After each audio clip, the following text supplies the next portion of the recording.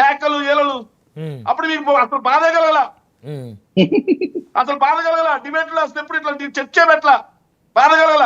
ఈ రోజు మాత్రం అద్భుతమైన బాధ కలుగుతా ఉంది, బాధ కలుగుతా ఉంది.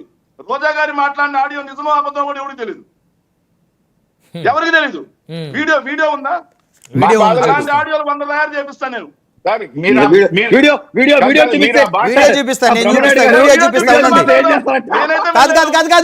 అలాంటి ఆడియోలు 100 తయారు చేపిస్తా అంటున్నారంటే ఎన్ని తయారు చేయించారో మీరు? ఏం చేస్తాడు? అది ఫేక్ అంటాడు. వీడియో చూపిస్తే ఫేక్ అంటాడు. అలాంటి ఆడియోలు వీడియోలు ఆయన ఎన్నో చూపించారంటున్నాడు కాబట్టి బహుశా ఒక్క నిమిషం కంగారు పడద్దు, ఒక్క నిమిషం ఆగండి.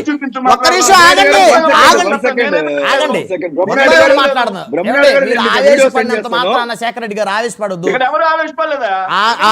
ఒక్క నిమిషం వినండి. మీరు పడతా ఉన్నారు ఆవేశం, ఎందుకంటే అంత ఆవేశం అంటున్నా. గాల్లో గెలిచిన గాలినా కొడుకులందరూ బాగుంది. బాగుందా? మీకు బానే ఉంటదిలే, ఇవన్నీ వినసొప్పుగా ఉంటాయి కదా.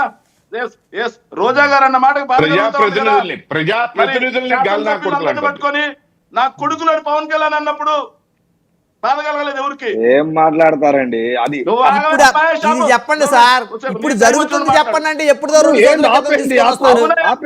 బాధ కలగలేదే మీకు? ఆ రోజు చర్చలు పెట్టలేదే, ఆ రోజు జనసేన వాళ్ళని మీరు ఇంకా అధికార ప్రతినిధి కాదు అప్పుడు వైఎస్ఆర్ కాంగ్రెస్ పార్టీకి చర్చ పెట్టాం. ప్రైమ్ లైన్ లో ఉన్నారు అప్పుడు, ఉన్నారు మీరు అధికార ప్రతినిధి కాదు అప్పుడు సార్. అప్పుడు నేను సాక్షి కూడా వెళ్ళేవాడిని. సరే ఇప్పుడు శేఖర్ రెడ్డి గారు వేమిరెడ్డి ప్రశాంత్ రెడ్డి గారిని, నల్లపురెడ్డి ఎవరైతే ప్రసన్న కుమార్ రెడ్డి గారు మాట్లాడారో దాన్ని సమర్థిస్తారా, ఖండిస్తారా అది చెప్పండి ఫస్ట్. అసలు నేపథ్యం ఏంటి అనేది మాట్లాడమంటున్నాను నేను అడిగి సార్. వినండి ఒకసారి, నేపథ్యం తెలియాలిగా. ఆవిడ ఆయన మాట్లాడిన మాటలు కూడా విజువల్ వేయాల్సి ఉంది. మీ దగ్గర ఉండి చూపించండి. అది విజువల్ వేయాల్సింది. డిబేట్ అయిపోగానే పంపిస్తారు, రేపు విజువల్ వేసి చూపించు. ఆవిడ మాట్లాడిన మాట ఇప్పుడు లేవు మీ దగ్గర, ఎవరు తయారు చేస్తారు అయితే? ఇప్పుడు బ్రహ్మనాయుడు గారు మీరు ఒక పార్టీ ఏజెంట్ గా మాట్లాడుతున్నారు, మీరు మాట్లాడుతున్నారు. మోడరేటర్ టార్గెట్ చేయడం గొప్ప విషయం కాదు. చూపించమంటే ఇందాక మీరు ఏమన్నారు? అలాంటి 100 చూపిస్తాను, 100 తయారు చేస్తానన్నారు. అది తప్పది. తయారు చేస్తే తయారు చేసుకొని చూపించండి, తప్పది. బాధ్యతాయుతమైనటువంటి ఒక బాధ్యత కలిగినటువంటి అధికార ప్రతినిధిగా మాట్లాడండి. మీరు బాధ్యత కలిగినటువంటి అధికార ప్రతినిధిగా మాట్లాడండి సార్.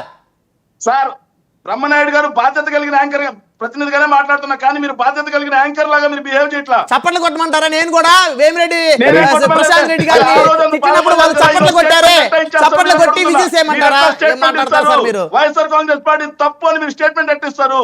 దానికి జరిగిన నేపథ్యం తెలుసుకోవాల్సిన పని లేదా? అయ్యో, అంత ఆ విధంగా వాళ్ళ దగ్గర ఎంతకంటే ఎక్స్పెక్ట్ చేయలేదు.